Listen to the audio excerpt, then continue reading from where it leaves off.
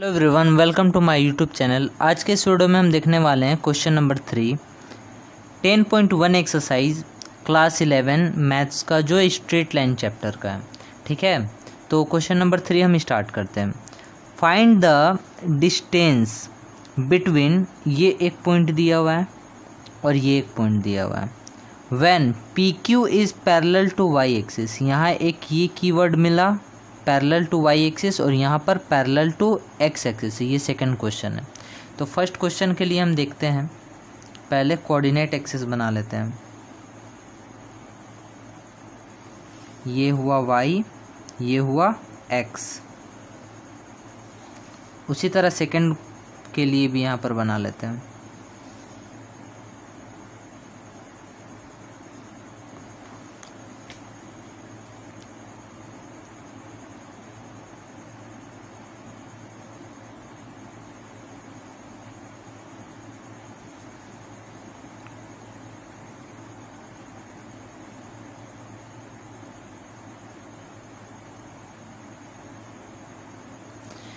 यहाँ पर बोला है parallel to Y axis.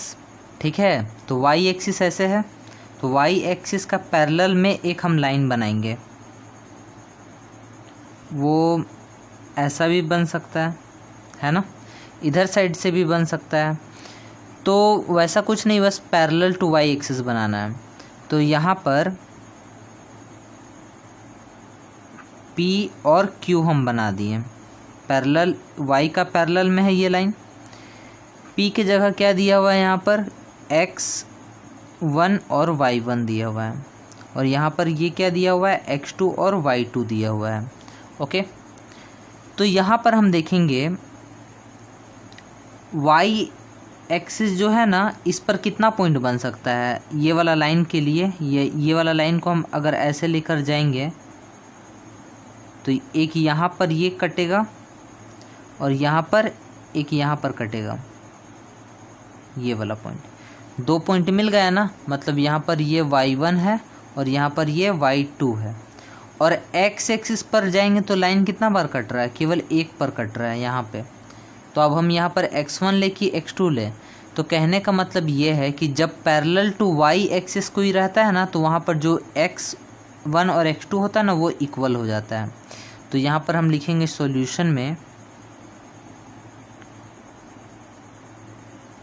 Parallel to y axis, that is यहाँ पर x1 इक्वल हो गया x2 का। ठीक है, और दोनों को हम क्या मान लेते हैं, x मान लेते हैं। ठीक है, अब दोनों के बीच में हमको डिस्टेंस फाइंड करना है ना पी क्यू का, तो यहाँ लिखेंगे डिस्टेंस ऑफ पी क्यू क्या होगा, अंडर रूट में x2 माइनस x1 का whole square plus y2 minus y1 का होल स्क्वायर। तो यहाँ पर x1 x2 y1 y2, तो x2 क्या है, x2 यहाँ पर x2 और x1 दोनों की जगह तो x मान लिए ना, दोनों इक्वल है यहाँ पर। तो x माइनस एक्स का होल स्क्वायर और यहाँ पर ये दोनों ही रह जाएगा, ये तो 0 हो गया। और यहाँ पर y2 माइनस y1 का होल स्क्वायर, यहाँ बच गया y2 माइनस y1 का होल स्क्वायर, और स्क्वायर से रूट कैंसिल हो जाता है, तो y2 माइनस y1 इसका आंसर हो गया। ओके, अब यहाँ पर हम देखेंगे, यहाँ पर क्या बोला है, पैरेलल टू x एक्सिस।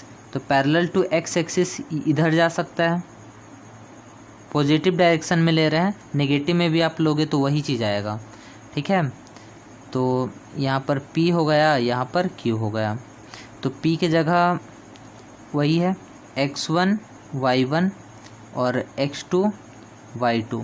तो यहाँ पर भी आप देखोगे तो x एक्सिस के लिए तो एक यहाँ से अगर पॉइंट हम खींचें तो यहाँ पर x1 मिल जाएगा ये वाला, यहाँ से अगर हम ऐसे करें तो यहाँ पर x2 मिल जाएगा। लेकिन y एक्सिस का अगर बात आएगा तो यहाँ पर ही एक ही पॉइंट केवल मिल रहा है। तो अब y1 को दे कि y2 को दे, तो इसलिए इसका मतलब क्या हुआ, तो यहाँ पर क्या लिखेंगे, पैरेलल टू x एक्सिस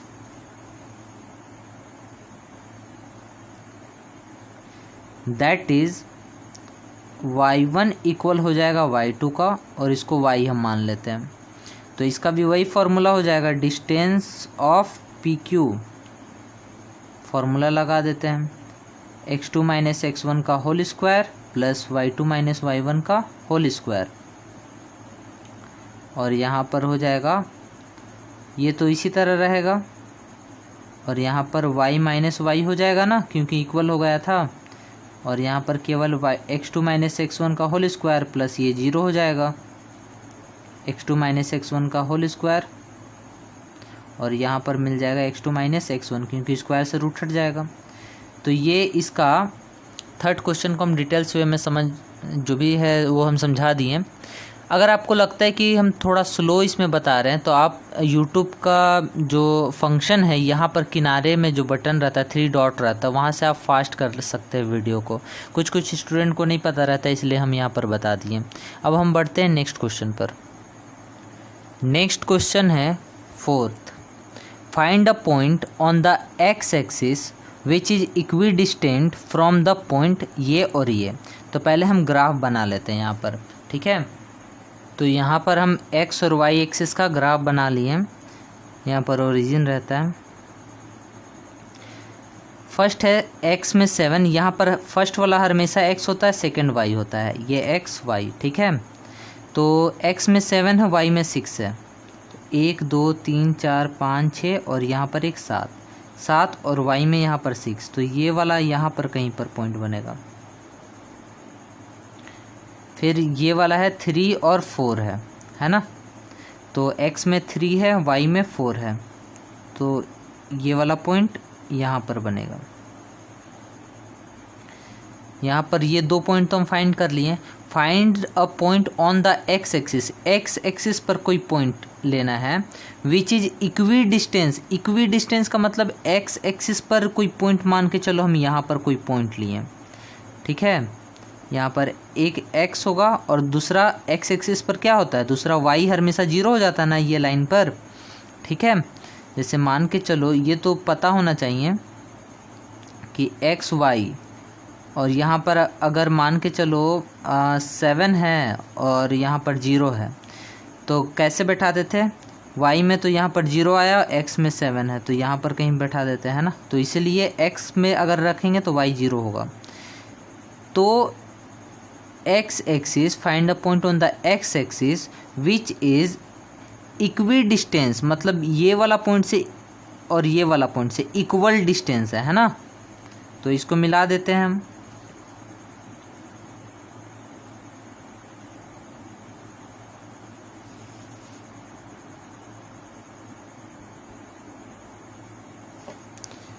ये पॉइंट है 3 और 4, ये 7 और 6, इसको A, ये B और ये C। तो जब इक्वी डिस्टेंस है, इक्वी डिस्टेंस मतलब इक्वल डिस्टेंस है दोनों का, तो हम क्या करते हैं कि यहाँ पर distance of AB is equal to हो जाएगा डिस्टेंस ऑफ BC, ओके। तो इसका क्या हो जाएगा, x2 माइनस x1 का whole square plus y2 minus y1 का होल स्क्वायर। रूट में रहता है तो रूट में इधर भी आएगा ना, x2 माइनस x1 का whole square plus y2 minus y1 का होल स्क्वायर, तो रूट से रूट कैंसिल हो जाएगा। अब यहाँ पर हम देखेंगे AB में, है ना, AB में ये 0 x माइनस 3 का होल स्क्वायर, और यहाँ पर हो जाएगा 0 माइनस 4 का होल स्क्वायर। उसी तरह यहाँ पर BC में क्या होगा, 7 माइनस x का होल स्क्वायर, और यहाँ पर 6 माइनस 0 का होल स्क्वायर। तो इसको हम सॉल्व करेंगे तो ये a स्क्वायर माइनस 2ab, मतलब 2a और b, 2ab plus b square मतलब 3 का स्क्वायर, और ये कितना हो जाएगा, -4 का स्क्वायर, और यहाँ पर a स्क्वायर -2, a की जगह 7 है, b की जगह x है, 2ab प्लस b स्क्वायर मतलब x स्क्वायर, और यहाँ पर 6 माइनस 0 कितना होगा, 6 का स्क्वायर ही होगा। ये एक्स स्क्वायर हो गया, ये कितना हो जाएगा माइनस 2 3 जा 6x और ये 9 और -4 का स्क्वायर भी +16 होगा। क्यों? क्योंकि यहाँ पर -4 इंटू -4 माइनस माइनस प्लस हो गया और 4 4 जा 16, ठीक है।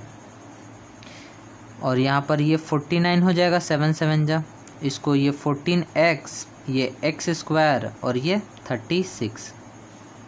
अब क्या करते हैं, यहाँ पर देखो इक्वल है ना, तो यहाँ पर जिस इक्वल का मतलब अगर एक्स स्क्वायर हो और यहाँ पर -x स्क्वायर हो तो ये कैंसिल नहीं होगा, है ना। अगर +2 यहाँ पर रह जाए तो ये कैंसिल नहीं होगा, क्योंकि यहाँ पर माइनस है, मतलब इक्वल नहीं ना बोल सकते हैं। यहाँ पर अगर 2 है और ये -2 है तो ये इक्वल नहीं हो सकता है। अगर 2 - 2 = 0 है तब ये कैंसिल हो जाएगा यहाँ पर, ठीक है। तो उसी तरह डायरेक्ट भी यहाँ पर कैंसिल आप कर सकते हो, लेकिन इधर ही हम ले आते हैं ये x स्क्वायर -6x + 9, क्योंकि ऐसे करने पर कुछ कुछ को कन्फ्यूज़न हो जाता है। 9 और 16 को हम ऐड करेंगे तो 25 हो जाएगा। इसको इधर ले आते हैं तो -49, ये इधर आएगा तो +14x, ये इधर आएगा -x स्क्वायर, ये -36 = 0। यहाँ देखो +x square -x square cancel हो गया, वही चीज़ वहाँ पर बताने वाले थे। 14x में 6x कैंसिल होगा तो 8x होगा। यहाँ पर 25, इसमें ये माइनस होगा तो ये -24 होगा और +14 ये तो सॉल्व कर लिए हैं, और यहाँ पर ये हो गया -36, ठीक है, = 0। तो 8x इसको हम ऐड करेंगे तो यहाँ पर 0 हो गया और 6 हो गया, = 0। अब हम क्या करेंगे, 8x 60 को उधर हम भेजेंगे और प्लस हो जाएगा उधर जाकर, 60/8 कैंसिल करो आप, 4 से 4 1 जा 4, 4 5 जा 20, 4 2 जा, तो x का वैल्यू यहाँ पर कितना आया, 15/2 आया, है ना। x का वैल्यू यहाँ पर कितना आया, 15/2, तो इसीलिए वो पॉइंट क्या हो जाएगा, पॉइंट 15/2 और y तो 0 था। ये इसका रिक्वायर्ड आंसर हो गया, ठीक है। अब हम मूव करते हैं नेक्स्ट क्वेश्चन पर। क्वेश्चन नंबर 5 है, find the slope of a line which passes through the origin and the mid point of the line segment joining the point ये। तो यहाँ पर जो कीवर्ड है उसको पहले आप देखो, find the slope of a line, slope of line find करना है, which is passes through the origin, एक passes through the origin and mid point of the line segment, mid point of the line segment joining the point, ये point दिया हुआ है, ठीक है। तो एक लाइन यहाँ पर 2 लाइन बनेगा, एक ये लाइन है जो कि ओरिजिन से पास कर रहा है और दूसरा लाइन का मिड पॉइंट से पास कर रहा है। देखो इसको हम डिटेल्स में बताते हैं। जैसे पहले एक्स वाई को हम बना लेते हैं। यहाँ पर एक्स वाई एक्सेस हम खींच लिए हैं। यहाँ पर 1 2 3 4 5 6 7 8, एक्स में 8 तक हाईएस्ट गया है, वाई में -4 तक गया है,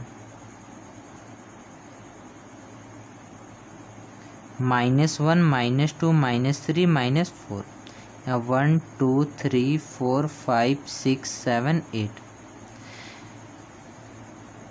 ये वाला पॉइंट को अगर हम देखें तो 0 और -4, यहाँ पर x और y बताए थे ना, लिखाता है x तो 0 है, y -4 है, तो यहाँ पर पॉइंट हो जाएगा ना। फर्स्ट क्वेश्चन, उससे पहले वाला क्वेश्चन में भी बताया था ये प्रोसेस। इसमें 8 और 0, तो एक यहाँ पर पॉइंट हो जाएगा, ठीक है। तो एक लाइन तो हमको मिल गया ना, ये वाला लाइन मिल गया हमको।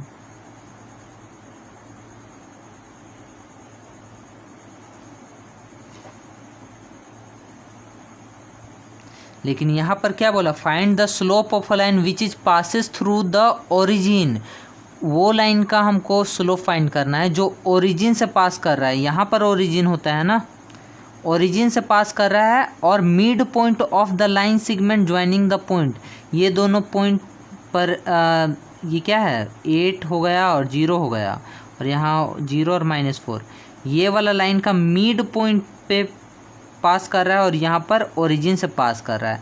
तो ये लाइन का स्लोप हमको फाइंड करना है, ठीक है। इसमें थोड़ा सा कन्फ्यूजन हो सकता है, अब नहीं होना चाहिए कन्फ्यूज़न। ये वाला ये हो गया L2 मान लेते हैं, इसको L1 मान लेते हैं। तो इसका हमको स्लोप फाइंड करने के बोला। Find the slope of a line which is passes through the origin and mid point of the line segment. ये वाला लाइन का मिड पॉइंट से पास कर रहा है। तो आप जानते हो कि कोई भी लाइन का स्लोप फाइंड करने के लिए हमको क्या ज़रूरत होता है, या तो जैसे लाइन है 2 उसका कोऑर्डिनेट दे दें, तो y2 minus y1 upon x2 minus x1 ये वाला फार्मूला लगाकर हम फाइंड कर सकते हैं। अगर ये कोऑर्डिनेट नहीं दे तो एटलीस्ट कोई थीटा दे, है ना। थीटा से क्या होता है, tan theta is equal to m1 minus m2 upon में 1 प्लस m1 इंटू m2। ये फार्मूला लगाकर हम ये सॉल्व कर सकते हैं, मतलब फाइंड कर सकते हैं m का वैल्यू। थीटा को हम m बोलते हैं। तो यहाँ पर थीटा तो नहीं दिया हुआ है, तो हमको क्या ये कोऑर्डिनेट ही ना से फाइंड करना पड़ेगा। तो यहाँ पर कोऑर्डिनेट ये वाला लाइन का, कोई भी लाइन में हमको 2 कोऑर्डिनेट चाहिए रहता है। तो यहाँ पर एक कोऑर्डिनेट तो यहाँ पर दे दिया है 0 0 दे दिया है, ये वाला कोऑर्डिनेट हमको नहीं पता है। तो क्या करेंगे, ये वाला लाइन का मिड पॉइंट से पास कर रहा है ना, तो यहाँ पर फाइंड करेंगे मिड पॉइंट ऑफ L1 क्या होगा, x1 प्लस x2 बाई 2 और y1 प्लस y2 बाई 2। ये मिड पॉइंट का फॉर्मूला होता है ना। तो 8 प्लस 0 मतलब 0 प्लस 8 अपॉन 2 और यहाँ पर हो जाएगा -4 प्लस 0 बाई 2। तो ये हो जाएगा 8 बाई 2, ये हो जाएगा -4 बाई 2। इसको कैंसिल करेंगे 4 टाइम्स, इसको कैंसिल करेंगे 2 टाइम्स। तो 4, -2 ये इसका मिड पॉइंट आ गया, 4, -2। यहाँ तक क्लियर है। अब यहाँ पर आप देखो, जब ये लाइन हमको मिल गया, इसका 2 कोऑर्डिनेट भी मिल गया, ऐसे करके है ना, यहाँ पर 0 0 है, 4 -2। तो अब सिंपल सा अब हम फाइंड कर लेंगे। तो स्लोप ऑफ लाइन ये L2 क्या हो जाएगा, m का फॉर्मूला यूज़ करेंगे y2 minus y1 upon x2 minus x1, coordinate का फॉर्मूला, क्योंकि कोऑर्डिनेट दिया हुआ थीटा नहीं दिया हुआ है। तो -2 -0 अपॉन में हो जाएगा 4 -0। तो ऊपर में -2 नीचे में 4, इससे ये 2 टाइम्स कैंसिल हो गया, -1/2 m का वैल्यू आ गया। ये इसका आंसर हो गया। उम्मीद है कि ये समझ में आया होगा। तो चैनल को आप ज़रूर से ज़रूर सब्सक्राइब कर लीजिए, क्योंकि इसी तरह आपको वीडियो मिलता रहेगा। अब हम बढ़ते हैं नेक्स्ट क्वेश्चन पर। क्वेश्चन नंबर 5 है, without using the Pythagoras theorem, Pythagoras theorem को यूज़ नहीं करना है, और सो दैट पॉइंट, ये जो पॉइंट है, are the vertices of right angle triangle. Right angle triangle कैसा होता है, ऐसा होता है ना, इसका प्रॉपर्टी क्या होता है, 90 डिग्री होता है। तो यहाँ पर या तो हम 90 डिग्री प्रूव कर दें, थीटा का वैल्यू हम 90 डिग्री ले आएँ तो ये हो सकता है, या जब 2 लाइन परपेंडिकुलर होता है ना, तो वो भी क्या होता है, पाइथागोरस थ्योरम का प्रॉपर्टी होता है। तो मतलब परपेंडिकुलर के लिए हम स्टार्टिंग में देखे थे ना, m1 और m2 2 ठो स्लोप जब हम निकालते हैं तो उसका वैल्यू -1 आता है। दोनों का वैल्यू अगर -1 भी आ जाएगा तो ये प्रूव हो जाएगा। तो स्टार्टिंग का वीडियो आप देख सकते हो, फर्स्ट वीडियो में हम डिस्कस कर लिए। वैसे यहाँ पर भी हम बता दिए कि जब 2 लाइन, एक लाइन का m1 निकालेंगे स्लोप, दूसरा लाइन का m2 निकालेंगे, जब दोनों का मल्टीप्लाई करेंगे तो -1 आना चाहिए, ठीक है। तो यहाँ पर जो पॉइंट दिया है इसको हम डिनोट कर देते हैं। यहाँ पर x4 y4 1 2 3 4 1 2 3 4, ये वाला पॉइंट करीब यहाँ पर बनेगा 4 4। उसके बाद 3 5, x में है 3, y में है 5, यहाँ पर 3 और यहाँ पर है 5, ठीक है। उसके बाद -1 -1 ये वाला पॉइंट पे बनेगा। अब इसको हम क्या करते हैं, मिला देते हैं,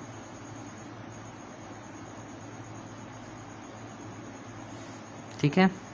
ये वाला पॉइंट हुआ -1 -1, ये वाला 4 4 और ये हो गया 3 और 5, ओके। अब हम क्या करेंगे, यहाँ पर तो कुछ पता नहीं चल रहा कि कौन किस पर परपेंडिकुलर है, तो यहाँ पर हम नाम दे देते हैं ए, यहाँ पर बी और यहाँ पर सी। तो यहाँ पर 3 लाइन पास कर रहा है ना, एक ये है, एक ये है और एक ऐसे है, ये वाला ए बी है। तो पहले स्लोप ऑफ ए बी निकालते हैं। तो स्लोप ऑफ ए बी क्या होगा, y2 minus y1 upon x2 minus x1 A B के लिए। तो 3 माइनस 1 अपॉन 5 माइनस 1 होगा ना y, और ये 3 माइनस 1, तो ये हो जाएगा 5 प्लस 1 अपॉन में 3 प्लस 1 मतलब 6 अपॉन 4, तो ये हो गया 3/2। ठीक है, ये वाला लाइन। अब हम निकालते हैं स्लोप ऑफ BC निकाल लेते हैं। तो BC के लिए क्या होगा, y2 minus y1 upon x2 minus x1। तो यहाँ पर 4 माइनस 5 अपॉन 4 माइनस 3, ये कितना हो जाएगा, -1 अपॉन 1 मतलब -1 आया। अब हम निकालेंगे स्लोप ऑफ ये ए बी तो निकाल लिए, BC निकाल लिया, अब AC निकालना होगा। तो यहाँ पर भी यही formula y2 minus y1 upon x2 minus x1। ठीक है, तो इसमें क्या हो जाएगा फिर, AC के लिए 4 माइनस 1 अपॉन में 4 माइनस 1। ठीक है, 4 माइनस 1, तो यहाँ पर 4 प्लस 1 अपॉन 4 प्लस 1, 5/5, ये कितना हो गया, 1 हो गया। इसको हम m1 मान लेते हैं, इसको हम m2 मान लेते हैं, इसको हम m3 मान लेते हैं। तो यहाँ पर देखो अब 2 कंडीशन दिख रहा है ना, इसका वैल्यू -1 आया, इसका वैल्यू -1 आया। तो by slope m2 and m3, तो m2 डॉट m3 हम करें तो -1 इंटू 1 है ना, -1 इंटू 1 कितना हो जाएगा, -1 हो जाएगा। ठीक है, तो इसका मतलब ये कौन सा, BC और AC ये दोनों परपेंडिकुलर एक दूसरे पर हो गया, यहाँ पर ये ऐसे हो जाएगा। तो देयरफॉर ये अब हो जाएगा BCA is right angle triangle.